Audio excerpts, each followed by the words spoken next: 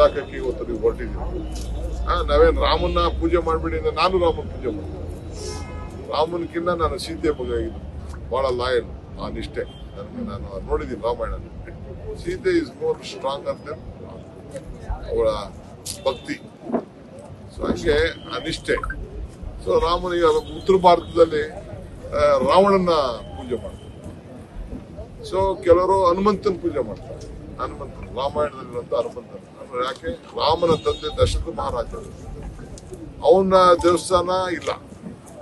ಆದ್ರೆ ರಾಮನ ಮಂಟ ಆಂಜನೇಯನ ದೇವಸ್ಥಾನ ಇದೆ. ಯಾಕೆ? ಒಬ್ಬ ಸೇವಕ, ಒಬ್ಬ ಸಮಾಜ ಸೇವಕ ಆಂಜನೇಯ ಅಂತೇಳಿ ಎಲ್ಲ ಹಂಗೆ. ಇವತ್ತು ನಾವೆಲ್ಲ ಗಾಂಧೀಜಿಯ ಪುತ್ರರು. ನಾವೆಲ್ಲ we are the family members of Gandhiji. All Congress men R Gandhiji party family members.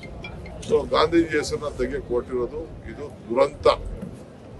ಕೊನೆ ದಿನಗಳ ಕಾಲ ಪ್ರಾರಂಭ ಆಗಿದೆ. ಬಿಜೆಪಿ ಬುರುಡೆ ಪಾರ್ಟಿಗೆ ಇದು ಕೊನೆ ದಿನಗಳ ಪ್ರಾರಂಭ ಆಗಿದೆ.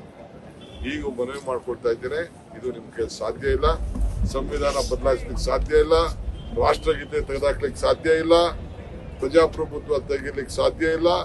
ಸೊ ರಾಷ್ಟ್ರಗೀತೆ, ರಾಷ್ಟ್ರಧ್ವಜ, ಸಂವಿಧಾನ, ಪ್ರಜಾಪ್ರಭುತ್ವ ಇದನ್ನೆಲ್ಲ ಕೊಟ್ಟಿರೋದು ಕಾಂಗ್ರೆಸ್ ಪಾರ್ಟಿ. ಗಾಂಧೀಜಿ ನಾಯಕತ್ವವನ್ನ ಮಾಡಿ ಇದ್ದಂತ ಪಾರ್ಟಿ. ಗಾಂಧಿ ಕುಟುಂಬ ಎಲ್ಲ ಆಸ್ತಿಗಳನ್ನ ಕೊಟ್ಕೊಂಡು, ಮೋತಿಲಾಲ್ ನೆಹರು ಅವರು ಎಷ್ಟೋ ಸಾವಿರಾರು ಕೋಟಿ ರೂಪಾಯಿ ಆಸ್ತಿಗಳು ಎಲ್ಲ ಕೊಟ್ಕೊಂಡು, ಅದನ್ನು ಹೋಗಿ ಕಾಂಗ್ರೆಸ್ ಪಾರ್ಟಿ ಹೆಸರಿನಲ್ಲಿ ಇದ್ದಂತ ಆಸ್ತಿಗಳಿಗೆ ಅವ್ರ ಮೇಲೆ ಶೇರ್ ಇಟ್ಕೊಂಡಿದ್ರೆ, ನೀವು ಕೇಸ್ ಹಾಕ್ಬಿಟ್ರೆ ಏನಿದೆ? ಈಗ ಇವ್ರು ಚೇರ್ಮನ್ ಅವರಪ್ಪ, ಇವರು ಒಂದು ಶೇರ್ 2 ಶೇರ್ ಇವ್ರ ಹೆಸರು ಇಟ್ಬಿಟ್ಟು ಇವ್ರು ಹಾಕಿದ್ರು. ಇವ್ರು ಚೇರ್ಮನ್ ಹೋದ ತಕ್ಷಣ ಬೇರೆಯವ್ರು ಬರ್ತಾರೆ, ಸರ್ಕಾರಕ್ಕೆ ಬರ್ತಾರೆ. ಹಂಗೆ ಎಲ್ಲರದು ಕೂಡ ಹಂಗೆ ಒಬ್ಬೊಬ್ಬರು ಒಂದು ಬೋರ್ಡ್ ಚೇರ್ಮನ್ ಆಗಿತ್ತು. ಸೊ ಇದು ಸರಿ ಇಲ್ಲ. ನಮ್ಮ ಪ್ರತಿಭಟನೆ ಮುಂದುವರಿತದೆ.